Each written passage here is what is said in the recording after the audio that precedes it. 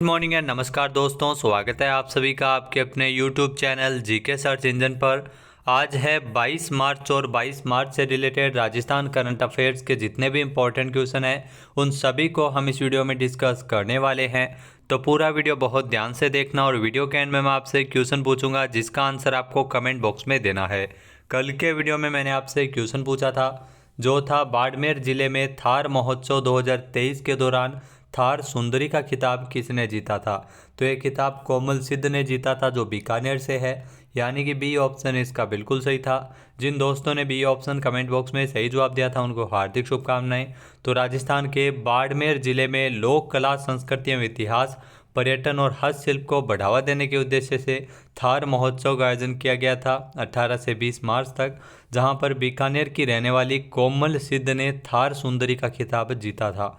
कोमल सिद्ध बीकानेर शिक्षा विभाग में जूनियर असिस्टेंट के पद पर कार्यरत है। इससे पहले भी कोमल सिद्ध है वो बीकानेर के ऊंट महोत्सव 2023 में मिस मरवण का खिताब भी ये जीत चुकी है। बाड़मेर में थार महोत्सव जो 18 से लेकर 20 मार्च तक आयोजित किया गया था, यहाँ बाड़मेर के लक्ष्मी नगर के रहने वाले विक्रम ने थार श्री का खिताब जीता था। तो चलिए स्टार्ट करते हैं आज के करंट अफेयर्स। पहला क्वेश्चन है, खनिज दिवस की 75वीं वर्षगांठ के अवसर पर हिंदुस्तान जिंक की कितनी खदानों को खनन मंत्रालय भारत सरकार के द्वारा प्रतिष्ठित 5 स्टार रेटिंग पुरस्कार से नवाजा है। तो हिंदुस्तान जिंक की 4 खदानों को यह पुरस्कार दिया गया था, यानी कि बी ऑप्शन इसका बिल्कुल सही है। आइए जानते हैं इम्पोर्टेंट फैक्ट्स। तो खनिज दिवस की 75वीं वर्षगांठ पर हिंदुस्तान जिंक की 4 खदानों को, जिसमें Zawar group of mines Udaipur की, राजपुरा दरिबा राजसमंद, कायड माइंस भीलवाड़ा और सिंधेसर खुर्द राजसमंद को, इन 4 खदानों को खनन मंत्रालय भारत सरकार के द्वारा प्रतिष्ठित 5 स्टार रेटिंग पुरस्कार से सम्मानित किया है। जी हाँ, केंद्रीय संसदीय कार्य एवं कोयला एवं खनन मंत्री प्रहलाद जोशी ने नेशनल फायर सेंटर नागपुर में खदानों और खनिजों पर 17वें राष्ट्रीय कॉन्क्लेव में हिंदुस्तान जिंक को सम्मानित किया था। हिंदुस्तान जिंक की 4 खदानों को सस्टेनेबल खनन में उनके प्रयासों और पहल के लिए पुरस्कृत किया गया है। हिंदुस्तान जिंक 2050 तक नेट जीरो के लक्ष्य को प्राप्त करने के लिए लगातार पहल कर रही है। नेक्स्ट है, राष्ट्रीय स्तर पर सर्वश्रेष्ठ नागरिक सहकारी बैंक का द्वितीय पुरस्कार किसे मिला है। तो राष्ट्रीय स्तर पर सर्वश्रेष्ठ नागरिक सहकारी बैंक का द्वितीय पुरस्कार दिया गया था उदयपुर अर्बन कोऑपरेटिव बैंक को, यानी कि बी ऑप्शन इसका बिल्कुल सही है जो आपको तस्वीर में दिखाई दे रही है। उदयपुर अर्बन कोऑपरेटिव बैंक जिसको सर्वश्रेष्ठ नागरिक सहकारी बैंक का द्वितीय पुरस्कार है वो राष्ट्रीय स्तर पर मिला है। आइए जानते हैं इम्पोर्टेंट फैक्ट्स।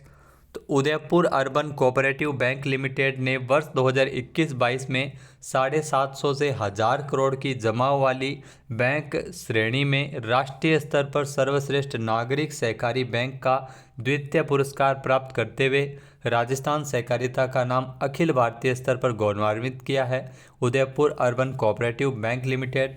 तो इस वर्ष अगर बात की जाए, देश की बहुत से नागरिक सहकारी बैंकों ने इस अवार्ड हेतु आवेदन किया था, जिसमें नागरिक बैंक श्रेणी में 750 से 1000 करोड़ की जमाओं में Udaipur urban cooperative bank limited को द्वितीय पुरस्कार से सम्मानित करते हुए देश का सर्वश्रेष्ठ नागरिक सहकारी बैंक घोषित किया गया है।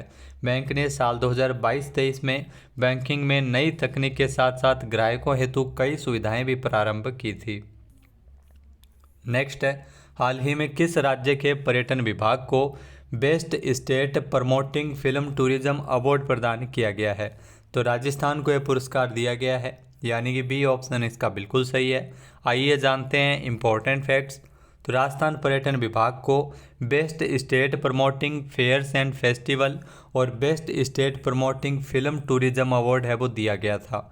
यहाँ गुरुग्राम स्थित होटल ग्रैंड हयात में आयोजित अवार्ड समारोह के दौरान राजस्थान पर्यटन विभाग के लिए अवार्ड नई दिल्ली के रेजिडेंट कमिश्नर धीरज श्रीवास्तव ने ग्रहण किया था। इस अवसर पर राजस्थान पर्यटन विभाग के नई दिल्ली स्थित क्षेत्रीय कार्यालय से छत्रपाल यादव भी उपस्थित रहे थे। Association of domestic tour operators of India के अध्यक्ष पीपी खन्ना ने अवार्ड धीरज श्रीवास्तव को प्रदान किया था। तो राजस्थान पर्यटन विभाग को पुरस्कार मिला है। इसके अलावा केंद्रीय पर्यटन एवं रक्षा राज्य मंत्री अजय भट्ट और गोवा राज्य के पर्यटन मंत्री रोहन खूंटे की उपस्थिति में ET travel and tourism annual conclave और अवार्ड समारोह जो पहली बार गुरुग्राम स्थित होटल ग्रेड हयात में आयोजित किया गया था। नेक्स्ट क्वेश्चन है, राजस्थान में 72 करोड़ रुपए की लागत से बाबा आमटे दिव्यांग विश्वविद्यालय की स्थापना कहाँ की जाएगी? तो ये ध्यान रखना, 72 करोड़ रुपए की लागत से बाबा आमटे दिव्यांग विश्वविद्यालय की स्थापना जामडोली जयपुर में की जाएगी। जी हाँ, ए ऑप्शन इसका बिल्कुल सही है। जामडोली है वो राजस्थान के जयपुर में स्थित है, जहाँ पर 72 करोड़ रुपए की लागत से बाबा आमटे दिव्यांग विश्वविद्यालय स्थापित किया जाएगा। आइए जानते हैं इम्पोर्टेंट फैक्ट्स। तो 20 मार्च 2023 को राजस्थान के सामाजिक न्याय एवं अधिकारिता मंत्री टीकाराम जूली ने बताया कि राज्य विधानसभा ने दिव्यांगजन के लिए उच्च शिक्षण एवं अनुसंधान के लिए जयपुर के जामडोली में बाबा आमटे दिव्यांग विश्वविद्यालय की स्थापना के लिए विधेयक को ध्वनि मत से पारित कर दिया है। जहां सामाजिक न्याय एवं अधिकारिता मंत्री के द्वारा बताया गया था कि 72 करोड़ रुपए की लागत से जामडोली जयपुर में इस विश्वविद्यालय की स्थापना की जाएगी और इसके लिए जमीन का चिन्हित भी किया जा चुका है। बाबा आमटे दिव्यांग विश्वविद्यालय जो दिव्यांगजनों के लिए प्रदेश का पहला और देश का तीसरा विश्वविद्यालय होगा। तो ये ध्यान रखना, यहाँ से क्वेश्चन बनने की पूरी संभावना आपके लिए रहेगी। तो दिव्यांगजनों के लिए प्रदेश का पहला और देश का तीसरा विश्वविद्यालय है जो जामडोली जयपुर में स्थापित किया जा रहा है और इस विश्वविद्यालय की स्थापना से दिव्यांगजनों को उच्च अध्ययन एवं शोध के बेहतर अवसर उपलब्ध हो सकेंगे। विश्वविद्यालय स्थापित करने का मुख्य उद्देश्य शिक्षण, प्रशिक्षण एवं अनुसंधान के साथ साथ दिव्यांगजनों का पुनर्वास करते हुए उन्हें सक्षम और आत्मनिर्भर बनाना है। नेक्स्ट है, राजस्थान से किसने इंस्पायरिंग वुमन अवार्ड सीजन 3 के अंतर्गत देश में 5वां स्थान हासिल किया है? तो ये डॉक्टर कंचन राणावत ने हासिल किया था, यानी कि बी ऑप्शन इसका बिल्कुल सही है। आइए जानते हैं इम्पोर्टेंट फैक्ट्स। तो बीएन विश्वविद्यालय उदयपुर की डॉक्टर कंचन राणावत ने बीएन विश्वविद्यालय का नाम रोशन किया है। फोर्थ स्प्रिंग एजुकेशन संस्था और Pandit Dharm Prakash Sharma memorial charitable trust Pushkar Rajasthan के संयुक्त तत्वावधान में आयोजित इंस्पायरिंग वुमन अवार्ड सीजन 3 में देश में 5वां स्थान इन्होंने हासिल किया है। नेक्स्ट है, हाल ही में जयपुर और जोधपुर की तर्ज पर राजस्थान के किस जिले में खेल विद्यालय खोला जाएगा? तो ये ध्यान रखना, जयपुर और जोधपुर की तर्ज पर राजस्थान के उदयपुर में भी खेल विद्यालय खोला जाएगा, यानी कि ए ऑप्शन इसका बिल्कुल सही है। आइए जानते हैं इम्पोर्टेंट फैक्ट्स। तो राजस्थान में राज्य स्तरीय जनजातीय खेलकूद प्रतियोगिता जो 5 जनवरी को उदयपुर के गांधी मैदान में शुरू हुई थी, सीएम अशोक गहलोत ने उद्घाटन भी किया था। वहीं उद्घाटन सत्र पर संबोधित करते हुए सीएम अशोक गहलोत ने जयपुर और जोधपुर की तर्ज पर उदयपुर में भी स्पोर्ट्स स्कूल खोले जाने की घोषणा की है। साथ ही साथ जनजातीय खिलाड़ियों के लिए 1 महीने का विशेष ग्रीष्मकालीन प्रशिक्षण शिविर भी प्रारंभ किए जाने की घोषणा की गई थी। तो स्पोर्ट्स स्कूल उदयपुर में भी खोला जाएगा। नेक्स्ट क्वेश्चन है, प्रत्यक्ष लाभ हस्तांतरण डीबीटी के मामले में राजस्थान पूरे देश में कौन से स्थान पर है?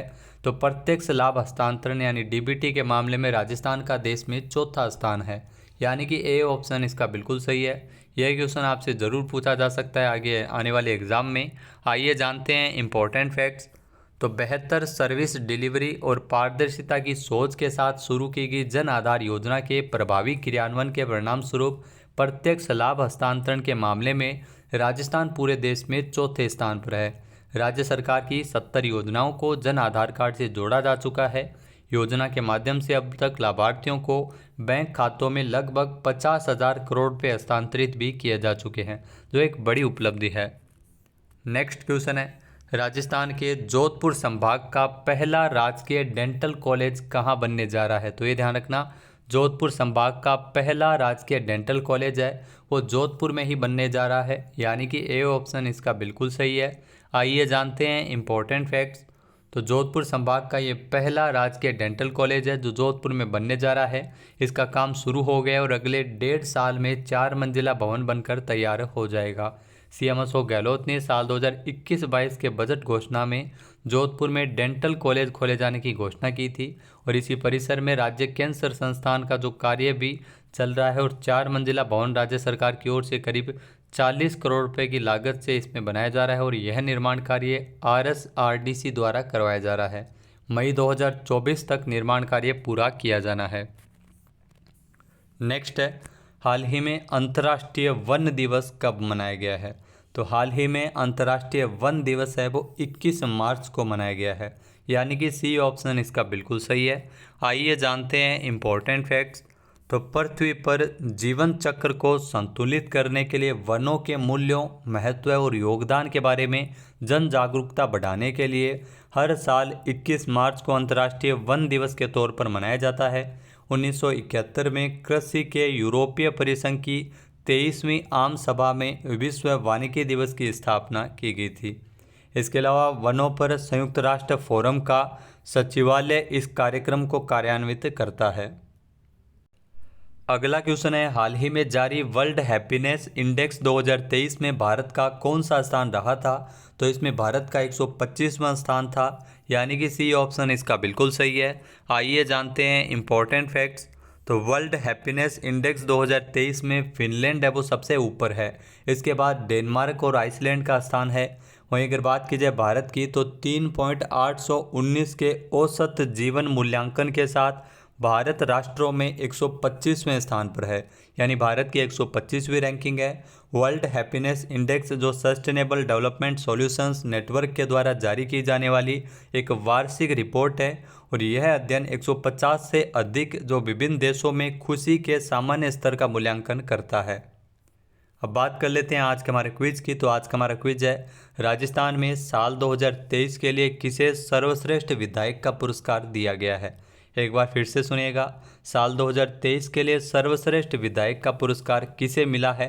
इसका सही आंसर आपको कमेंट बॉक्स में देना है। और अगर ये वीडियो आपको पसंद आए तो इसे लाइक और शेयर करना बिल्कुल न भूलिएगा। चैनल पे नए हैं, सब्सक्राइब नहीं किया है तो अभी सब्सक्राइब बटन पे क्लिक करें। इस वीडियो की जो पीडीएफ फाइल है वो आप वीडियो के डिस्क्रिप्शन बॉक्स से डाउनलोड कर सकते हैं और इस क्वेश्चन का आंसर आप वोट करके भी कर सकते हैं। दोस्तों, अगर आप आरओ और ईओ की तैयारी कर रहे हैं तो इसके लिए स्पेशल 10 क्वेश्चन आपके लिए शुरू किए हैं, जिसमें आपको व्याख्या सहित 10 क्वेश्चन के बारे में बताया जाएगा। साथ ही साथ महत्वपूर्ण जानकारी भी आपके लिए साझा की जाएगी जो आपके आने वाले एग्जाम आरओ ईओ के लिए महत्वपूर्ण है। तो वीडियो आप ज़रूर देखना। चैनल पे नए हैं, सब्सक्राइब नहीं किया है तो अभी सब्सक्राइब करें। जय हिंद, जय भारत, जय राजस्थान।